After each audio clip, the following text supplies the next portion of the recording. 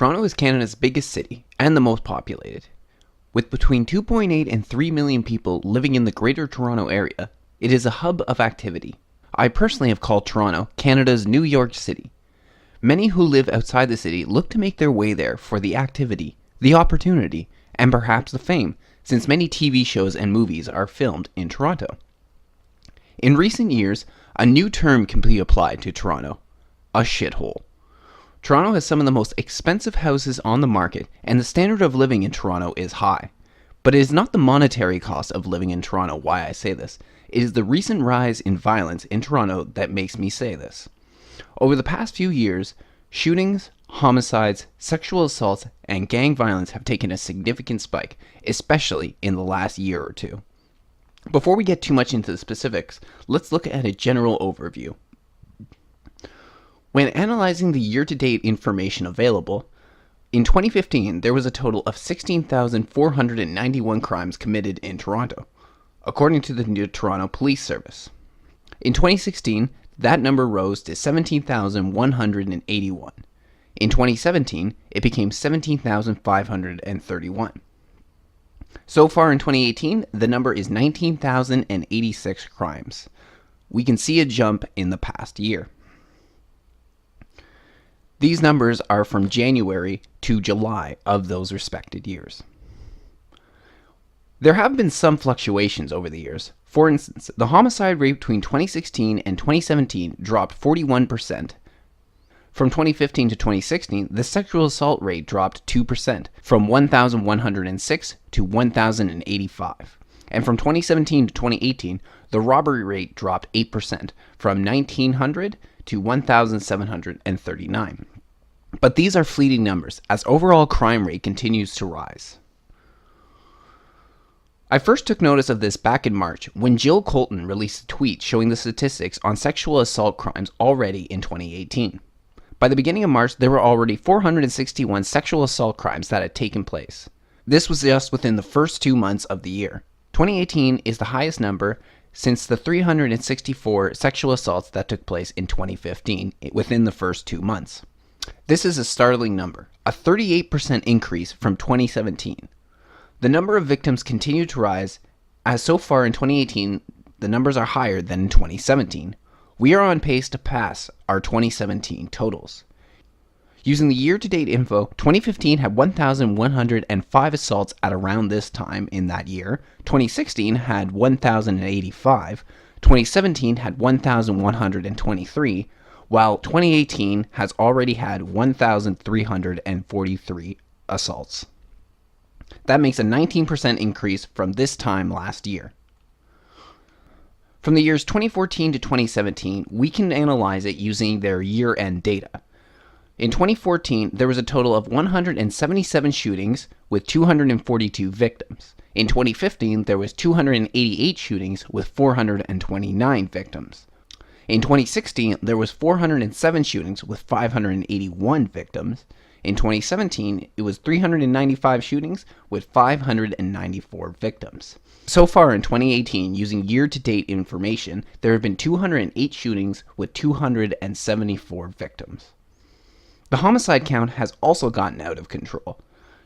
Once again, from 2014 to 2017, we can look at their year-end data. In 2014, there were 58 homicides. In 2015, there were 57 homicides. 2016 were 74 homicides, and 2017 was 66 homicides. So far in 2018, using year-to-date information, there have been 51 homicides in the city of Toronto. The number of shootings that have taken place so far this year in Toronto are well on course to surpass the numbers in both 2016 and 2017. Most recently, there have been a spree of shootings and murders during the Canada Day weekend. There were 10 victims of shootings that took place over 3 days. That is not including the amount of assaults and knife attacks that also took place.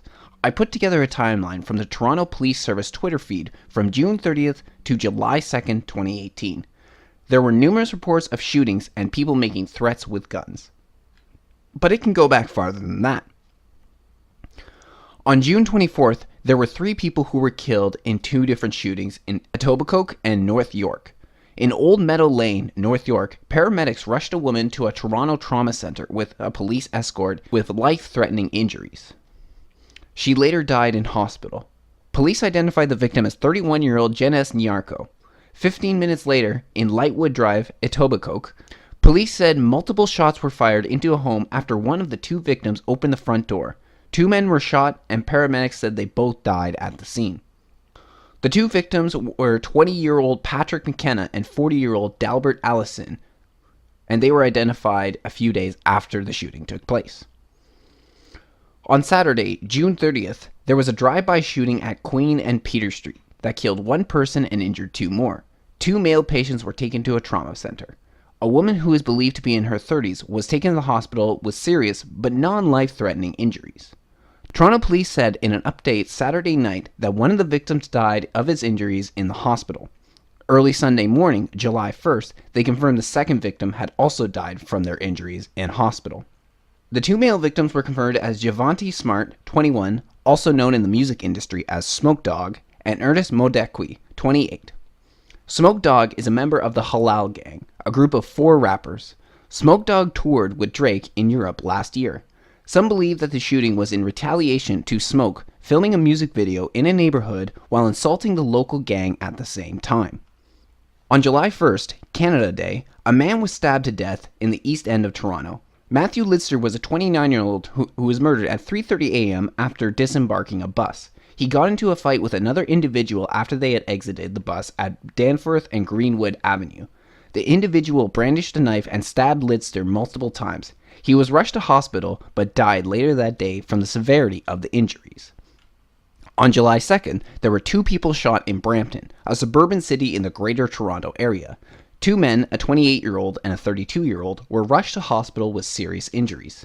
The shooting took place at Pluto Drive and Simmons Boulevard. Neither of the 2 men died, but the police so far have no leads. By evening on July 2nd, there were 4 other people injured by a shooting that took place in Kensington Market in Toronto around 10:30 p.m.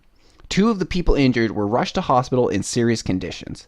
The shooting took place on Augusta Avenue. It marked a bloody end to the Canada Long Day weekend. But there is more. On July 3rd in Brampton, 1 man entered a TD Bank and robbed it in broad daylight. The event happened at 9:15 a.m. at the corner of Sandalwood Parkway East and Kennedy Road. The suspect fled in a 4-door, gold-colored Mazda sedan with steel rims and no license plate. At 2:48 p.m. on July 3rd, the Toronto Police Service tweeted out that another shooting at King Street in Portland. 1 male victim was hit in the lower body by a possible drive-by. By 7 a.m., they had confirmed that there were multiple gunshots fired and that the victim was suffering from major injuries. These sort of shootings to happen in such a close proximity are statistics worthy of some cities in the United States, but not Canada. As I was preparing this report, a Toronto Star article popped up in my newsfeed talking about a 21-year-old woman who fired a shotgun at 2 pedestrians during a road rage incident. The incident actually took place on June 29th at 1 a.m., and she is now facing 10 charges filed by police. The people who are committing these crimes are getting much more daring and public about engaging in these crimes. Just a couple weeks ago, there was a shooting in a playground where 2 young girls, aged 5 and 9, were injured. Luckily, they survived, but the fact that someone could walk into a playground full of children and fire upon someone who was standing there is unbelievable. What has led to the increase of these crimes over the last few years? I believe there is a few different reasons. The first is the monetary situation in Toronto. Many live in poverty because the housing market is terrible. According to a 2016 census report, Toronto was home to 2 out of 3 Greater Toronto and Hamilton area renter households, spending 30% or more. Also, Toronto homeowners reported an average dwelling value of $754,015 compared to $506,409 for the rest of Ontario. The amount both homeowners and renters pay would not leave a lot of cash in the family. This could lead many to a life of crime in order to help pay the bills. Gang violence in Toronto is also on the rise. This is what Mayor John Tory has stated with the amount of gun violence that hit Toronto recently. He also blamed the fact that the federal government has allocated hundreds of millions of dollars to fight gang violence over the past year, but none has made its way to Toronto yet. I would also say that the federal government also failed the people of Toronto when they pushed their legislation, Bill C-71, which was their Firearms Registration Act, when they refused to label any, zero, guns and gangs. The entire legislation was based around legal gun owners. As far as I know, none of these shootings that have taken place by legal gun owners. The type of gangs that can range in Toronto are the Bloods and Crips, the MS-13 gang, to regular neighborhood gangs, but the violence is the same nonetheless. The recent immigration crisis can also play a part in the rise in violence. Over the last year, we have seen as thousands of people have crossed our border, then require a place to stay and government assistance. Many of those people have been sent to live in Toronto, and the situation is getting out of control. Recently, Mayor John Tory has asked the residents of Toronto to allow asylum seekers to stay in the House of Citizens. He has also requested more funding from the federal government, upwards of $50 million, to help house some of these people crossing our borders. This is because the homeless shelters are reaching a breaking point. There are currently more asylum seekers living in Toronto homeless shelters than homeless Torontonians. It is still unclear what is the real cause of the increase in violence. There are a number of other reasons, but generally senseless violence such as this leads me to believe that it's gang-related. Nevertheless, the people of Toronto live in a dangerous city now, hence a shithole.